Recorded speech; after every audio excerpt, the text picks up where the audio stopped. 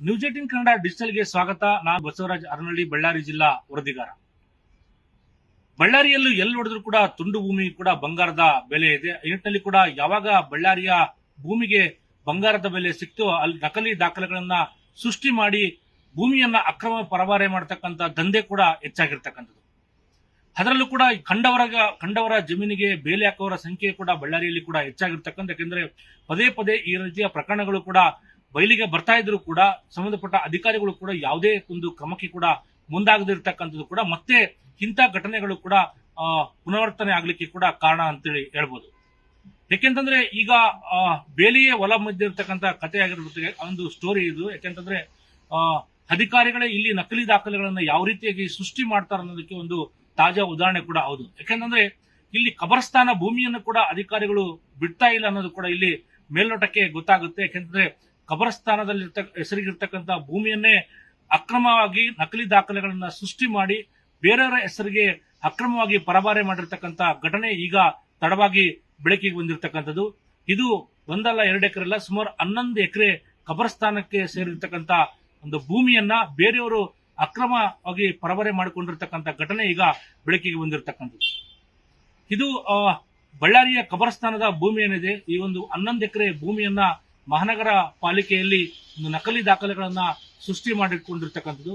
ಅದರ ಜೊತೆಗೆ ಅವರ ಹೆಸರಿಗೆ ಸಬ್ ರಿಜಿಸ್ಟರ್ ನಲ್ಲಿ ಒಂದು ನೋಂದಣಿ ಮಾಡಿಕೊಳ್ಳುವುದರ ಜೊತೆಗೆ ಇದನ್ನ ಈ ಒಂದು ಲ್ಯಾಂಡ್ಗೆ ಅಂದ್ರೆ ಫಾರಂ 2 ಅನ್ನು ಕೂಡ ಕ್ರಿಯೇಟ್ ಮಾಡಿಕೊಂಡಿರ್ತಕ್ಕಂಥದ್ದು ಕೂಡ ಇಲ್ಲಿ ಎಷ್ಟರ ಮಟ್ಟಿಗೆ ಇಲ್ಲಿ ನಕಲಿ ದಾಖಲೆಗಳನ್ನ ಸೃಷ್ಟಿ ಮಾಡಿದರೆ ಅಧಿಕಾರಿಗಳು ಅನ್ನೋದು ಕೂಡ ಇಲ್ಲಿ ಮೇಲ್ನೋಟಕ್ಕೆ ಗೊತ್ತಾಗುತ್ತೆ. ಆದ್ರೆ ಯಾವಾಗ ಇದು ಪ್ರಕರಣ ಒಂದು ತಡವಾಗಿ ಬೆಳಕಿಗೆ ಬಂದಿರತಕ್ಕಂಥ ಹಿನ್ನೆಲೆಯಲ್ಲಿ ಕೊನೆಗೂ ಮಹಾನಗರ ಪಾಲಿಕೆ ಅಧಿಕಾರಿಗಳು ಎಚ್ಚೆತ್ತುಕೊಂಡಿರ್ತಕ್ಕಂಥದ್ದು. ಕೂಡಲೇ ಈ ಒಂದು ಫಾರಂ 2 ಅನ್ನು ಕೂಡ ರದ್ದು ಮಾಡಿದ್ದಾರೆ. ಅದರ ಜೊತೆಗೆ ಕೆಳಹಂತದ ಅಧಿಕಾರಿಗಳನ್ನ ಅಂದ್ರೆ ಗುತ್ತಿಗೆ ನೌಕರರನ್ನ ಇಲ್ಲಿ ಕೆಲಸದಿಂದ ಅವ್ರನ್ನ ಒಂದು ಅಮಾನತು ಮಾಡಿರ್ತಕ್ಕಂಥದ್ದು. ಅದರ ಜೊತೆಗೆ ಇನ್ನೋರ್ವ ಸಿಬ್ಬಂದಿಯನ್ನ ಅಲ್ಲಿ ನರೇಶ್ ಅಂತಕ್ಕಂಥ ಸಿಬ್ಬಂದಿ ಏನಿದ್ರೆ ಅದನ್ನು ಕೂಡ ಇಲ್ಲಿ ಅಮಾನತು ಕೂಡ ಮಾಡಿರ್ತಕ್ಕಂಥದ್ದು.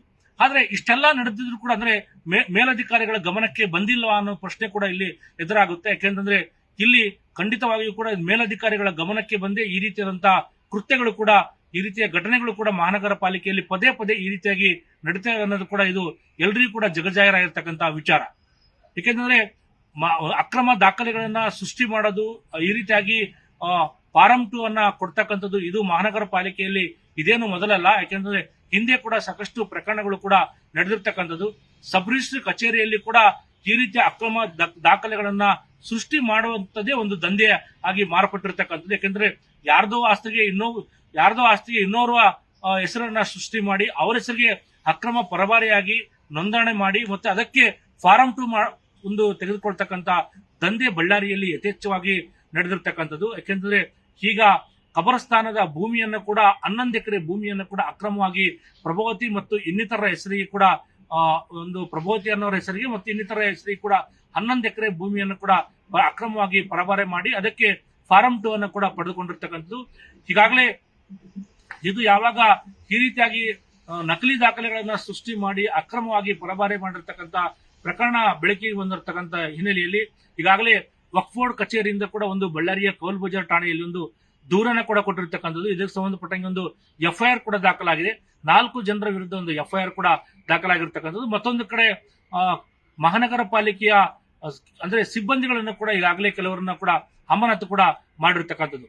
ಆದ್ರೆ ಇದು ಪದೇ ಪದೇ ಈ ರೀತಿಯ ಘಟನೆಗಳು ಕೂಡ ಪ್ರಕರಣಗಳು ಕೂಡ ಮರುಕಳಿಸ್ತಾ ಇರತಕ್ಕಂಥ ಹಿನ್ನೆಲೆಯಲ್ಲಿ ಇದು ಮೇಲಧಿಕಾರಿಗಳ ಪಾತ್ರ ಕೂಡ ಇಲ್ಲಿ ಇದೆ ಅನ್ನೋದು ಕೂಡ ಮೇಲ್ನೋಟಕ್ಕೆ ಗೊತ್ತಾಗುತ್ತೆ. ಯಾಕೆಂತಂದ್ರೆ ಪದೇ ಪದೇ ಈ ರೀತಿಯ ಪ್ರಕರಣಗಳು ಬಂದಾಗ ಕೆಳಹಂತದ ಅಧಿಕಾರಿಗಳನ್ನ, ಕಂಪ್ಯೂಟರ್ ಆಪರೇಟರ್ಗಳನ್ನ, ಇನ್ನಿತರ ಹೊರಗುತ್ತಿಗೆ ನೌಕರರನ್ನ ವಜೆ ಮಾಡತಕ್ಕಂಥದ್ದು ಇಲ್ಲಿ ಸಾಮಾನ್ಯ. ಆದ್ರೆ ಮೇಲಧಿಕಾರಿಗಳ ಬಗ್ಗೆ ಕೂಡ ಈ ಬಗ್ಗೆ ಒಂದು ತನಿಖೆಯನ್ನ ಕೂಡ ಮಾಡಬೇಕಾಗುತ್ತೆ. ಯಾಕೆಂತಂದ್ರೆ ಮೇಲಧಿಕಾರಿಗಳ ಗಮನಕ್ಕೆ ಇಲ್ಲಾರದೆ ಈ ರೀತಿಯಾಗಿ ಯಥೇಚ್ಛವಾಗಿ ಅಕ್ರಮ ದಾಖಲೆಗಳನ್ನ ಸೃಷ್ಟಿ ಮಾಡಿ ಈ ರೀತಿಯಾಗಿ ಫಾರಂ 2 ಕೊಡ್ತಕ್ಕಂಥ ದಂಧೆ ಏನು ಇದು ಮೊದಲಲ್ಲ. ಯಾಕಂತಂದ್ರೆ ಮೇಲಧಿಕಾರಿಗಳ ಒಂದು ಇಲ್ಲಿ ಪಾಲುದಾರಿಕೆ ಕೂಡ ಇರುತ್ತೆ ಅನ್ನೋದು ಕೂಡ ಜನಸಾಮಾನ್ಯರ ಆರೋಪ ಆಗಿರ್ತಕ್ಕಂಥದ್ದು.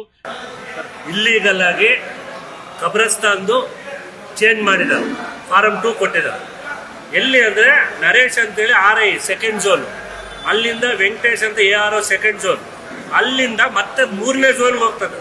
3ನೇ ಝೋನ್ ಹೋಗಿ ಅಲ್ಲಿ ಕ್ರಿಯೇಟ್ ಆಗ್ತದೆ. ಲಕ್ಷ್ಮೀನಾರಾಯಣ್ ಅಂತೇಳಿ 3rd ಝೋನ್ ಅಲ್ಲಿ ಪ್ರಭಾರಿ RI ಇದೆ. ಅವರು ಇಶ್ಯೂ ಮಾಡ್ತಾರೆ. ಇಶ್ಯೂ ಮಾಡಿ DCR ನಂದೀಶ್ ಅವ್ರ ಹತ್ರ ಫೈನಲ್ ಆಗಿ ಬಂದು ಅಲ್ಲಿಂದ ಇಶ್ಯೂ ಆಗ್ತದೆ. ಅದು ಬಂದ್ಬಿಟ್ಟು ಕೇಳಿದ್ರೆ ಅದು ಕೊಡೋದು ಒಂದು, ಆಮೇಲೆ ಇನ್ನೊಬ್ಬರದ್ದು ಇದು ಹಾಕ್ತಾರೆ, ಏನು ಶ್ರೀಕುತಿ ಬೇರೆಯವ್ರದ್ದು ಇದೇ ನಂಬರ್ ಹಾಕ್ತಾರೆ, ಇದೇ ನಂಬರ್ ಹಾಕ್ತಾರೆ. ಇಲ್ಲಿ ಶಿವಕುಮಾರ್ ಅನ್ನೋ ಒಂದು ಶ್ರೀಕುತಿ ಹಾಕಿ ಅದೇ ಡೇಟ್ ಹಾಕಿ ಬರೀ 3,442 ರೂಪಾಯಿ ಕಟ್ತಾರೆ. 11.5 ಎಕರೆಗೆ ಲಕ್ಷಗಳು ಬರ್ತದೆ ಕಾರ್ಪೊರೇಷನ್. ಅದು ಒಂದು ಫ್ರಾಡ್. ಆಮೇಲೆ ಇಲ್ಲಿ ನೋಡ್ರಿ ಎಲ್ಲ ನಾಟ್ ಅಪ್ಲಿಕಬಲ್. ಇಲ್ಲೆಲ್ಲ ಎಲ್ಲಿ ಡೀಟೇಲ್ಸ್ ಇಲ್ಲ, ಎಲ್ಲಿಂದ ಖಾತೆ, ಎಲ್ಲಿಂದ ವರ್ಗಾವಣೆ, ಏನು ಡೀಟೇಲ್, ಯಾವ ಆಸ್ತಿ ಎಲ್ಲಿಂದ ಅನ್ನೋದು ಎಲ್ಲ ನಿಲ್ಕೊಟ್ಟಿದ್ದಾರೆ. ಅದನ್ನ ಅದ್ರ ಬಗ್ಗೆ ನಿಮ್ಗೆ ಹೇಳೋಕ್ಕೆ ಇಚ್ಛೆ ಪಡ್ತೀನಿ. ಅದನ್ನ ಹಿಂಗೆ ಮಾಡಿದ್ದಾರೆ. ಇದಕ್ಕೆ ಮಾಡಿದ್ದಕ್ಕೆ ಮೇನ್ ಕಾರಣ ಅವರು ನಂದೀಶು, ಇವ್ರ ಬಗ್ಗೆ ಎಲ್ಲ ಆಕ್ಷನ್ ತಗೋಬೇಕನ್ನೋದು ನನ್ನ ಇದು. ತೀರ್ಪಿನಲ್ಲಿ ಈಗಾಗಲೇ ಜಿಲ್ಲಾಧಿಕಾರಿಗಳು ಕೂಡ ಈ ಪ್ರಕರಣ ಸಂಬಂಧಪಟ್ಟಂಗೆ ಸ್ಪಷ್ಟನೆಯನ್ನು ಕೂಡ ಕೊಟ್ಟಿರ್ತಕ್ಕಂಥದ್ದು. ನಮ್ಮ ನಗರ ಪಾಲಿಕೆ ಆಯುಕ್ತರಿಗೆ ಈ ಬಗ್ಗೆ ಇಮಿಡಿಯೇಟ್ಲಿ ನನಗೆ ಒಂದು ವರದಿ ಬೇಕು, ಮತ್ತೆ ಏನು ಅದು ಖಾತೆಗಳಾಗಿದೆ ಫಾರ್ಮ್ 2 ಕೊಟ್ಟಿದ್ದಾರೆ ಅದು ಕ್ಯಾನ್ಸಲ್ ಆಗಬೇಕು. ಎರಡನೆಯದು, ಯಾರು ಇದರಲ್ಲಿ ಇನ್ವಾಲ್ವ್ ಆಗಿದ್ದಾರೆ ಅವ್ರ ಮೇಲೆ FIR ದಾಖಲು ಮಾಡಿ ಅವ್ರ ಮೇಲೆ ತನಿಖೆ ಮಾಡಬೇಕು ಅಂತ. ಸೊ ಅದನ್ನು ಅವರು ಅಪೀಲ್ ಸ್ವರೂಪದಲ್ಲಿ ಪಡೆದು ಮಾಡಬೇಕಿತ್ತು. ಆದ್ದರಿಂದ ಅವರು ಈಗಾಗಲೇ ಅಪೀಲ್ ಸ್ವರೂಪದಲ್ಲಿ ಅದನ್ನು ಪಡೆದು ಅದನ್ನೆಲ್ಲ ರದ್ದು ಮಾಡಿದ್ದಾರೆ. ಮತ್ತೆ ಈಗಾಗಲೇ ತಾವೇ ಹೇಳಿದಾಗೆ ಪ್ರಕರಣ ಕೂಡ ನಾವು ದಾಖಲು ಮಾಡಿದ್ದೇವೆ. ಮತ್ತೆ ಈಗಾಗಲೇ ಕೆಲವೊಂದು ಲೀಡ್ಸ್ ಇದೆ, ಯಾವ ಡಿವೈಸ್ ಅನ್ನು ಬಳಸಿ ಈ ತರ ಅಕ್ರಮ ಎಸಗಿದ್ದಾರೆ ಅನ್ನೋದ್ರ ಬಗ್ಗೆ. ಖಂಡಿತವಾಗಿಯೂ ಅದು ತನಿಖೆಯನ್ನ ಶೀಘ್ರಗತಿನಲ್ಲಿ ಪೂರ್ಣಗೊಳಿಸಿ ಅವರ ಮೇಲೆ ಕಠಿಣವಾದ ಕಾನೂನು ಕ್ರಮ ತಗೊಳ್ತೇವೆ. ಇಡೀ ಪ್ರಕರಣವನ್ನು ಕೂಡ ತನಿಖೆಯನ್ನು ಕೂಡ ಮಾಡಬೇಕಾಗುತ್ತೆ. ಇಲ್ಲಿ ಮೇಲಧಿಕಾರಿಗಳ ಪಾತ್ರ ಇದೆ ಅನ್ನೋದು ಕೂಡ ಇಲ್ಲಿ ಗೊತ್ತಾಗಬೇಕಾಗಿದೆ. ಜೊತೆಗೆ ಇಲ್ಲಿ ಯಾವೆಲ್ಲ ಅಧಿಕಾರಿಗಳು ಇದರಲ್ಲಿ ಒಂದು ಶಾಮೀಲಾಗಿದ್ದಾರೆ ಅನ್ನೋದು ಕೂಡ ಒಂದು ತನಿಖೆಯಿಂದ ಹೊರಬರಬೇಕಾಗಿದೆ. ಮತ್ತೊಂದು ಕಡೆ ಈ ರೀತಿಯಾಗಿ ಅಕ್ರಮವಾಗಿ ಏನು ಭೂಮಿ ಪರವರೆ ಮಾಡಿಕೊಂಡಿರ್ತಕ್ಕಂಥದ್ದು, ಅಕ್ರಮವಾಗಿ ಹಣದ ಒಂದು ಆಮಿಷಕ್ಕೆ ಬಲಿಯಾಗಿ ಅಧಿಕಾರಿಗಳೇನು ಈ ರೀತಿಯಾಗಿ ಒಂದು ಫಾರಂ 2 ಅನ್ನ ಕೊಟ್ಟಿರ್ತಕ್ಕಂಥದ್ದು, ಇದರ ಹಿಂದೆ ಯಾರಿದ್ದಾರೆ ಅನ್ನೋದು ಕೂಡ ಇಲ್ಲಿ ಒಂದು ತನಿಖೆ ಮಾಡಬೇಕಾಗಿದೆ. ಯಾಕೆಂದ್ರೆ ಇಲ್ಲಿ ಏನು ಪ್ರಭಾವತಿ ಅನ್ನೋರು ಅವ್ರ ಹೆಸರಿಗೇನು ಅಕ್ರಮವಾಗಿ ಅಥವಾ ಇನ್ನಿತರ ಹೆಸರಿಗೆ ಏನು ಅಕ್ರಮವಾಗಿ ಭೂಮಿ ಪರವರ ಆಗಿದೆ. ಇದು ಇವರು ಯಾರು, ಇವರ ಹಿಂದೆ ಯಾರಿದ್ದಾರೆ, ಇದರ ಉದ್ದೇಶ ಏನನ್ನೋದು ಕೂಡ ತನಿಖೆ ಮಾಡಬೇಕಾಗಿದೆ. ಯಾಕೆಂದ್ರೆ ಇಲ್ಲಿ ಕೌಲ್ಬಜಾರ್ ಠಾಣೆಯಲ್ಲಿ ಒಂದು FIR ಕೂಡ ಆಗಿದೆ. ಜೊತೆಗೆ ಮಹಾನಗರ ಪಾಲಿಕೆಯ ಸಿಬ್ಬಂದಿಗಳು ಕೆಲವೊಂದು ಅಮಾನತು ಕೂಡ ಆಗಿರ್ತಕ್ಕಂಥದ್ದು. ಆದ್ರೆ ಇದು ಇಲ್ಲಿಗೆ ಅಧಿಕಾರಿಗಳು ಕೈ ತೊಳೆದುಕೊಳ್ಳೋಕ್ಕಿಂತ ಮುಂಚೆ, ಯಾಕೆಂದರೆ ಈ ರೀತಿಯ ಪ್ರಕರಣಗಳು ಮತ್ತೆ ಮರುಕಳಿಸಬಾರದು ಮತ್ತು ಈ ರೀತಿಯಾಗಿ ಯಾರ್ಯಾರ್ದೋ ಭೂಮಿಯನ್ನ ಇನ್ಯಾರೋ ಪರವಾರೆ ಮಾಡ್ತಕ್ಕಂಥದ್ದು, ಅಕ್ರಮವಾಗಿ ನಕಲಿ ದಾಖಲೆಗಳನ್ನ ಸೃಷ್ಟಿ ಮಾಡ್ತಕ್ಕಂಥ ಏನು ದಂಧೆ ಬಳ್ಳಾರಿಯಲ್ಲಿ ನಡೀತಾ ಇದೆ, ಇದಕ್ಕೆ ಕಡಿವಾಣ ಹಾಕುವ ನಿಟ್ಟಿನಲ್ಲಿ ಕೂಡ ಜಿಲ್ಲಾಡಳಿತ ಮುಂದಾಗಬೇಕು ಅನ್ನೋದು ಕೂಡ ಇಲ್ಲಿ ಜನರ ಒತ್ತಾಯ ಆಗಿರ್ತಕ್ಕಂಥ.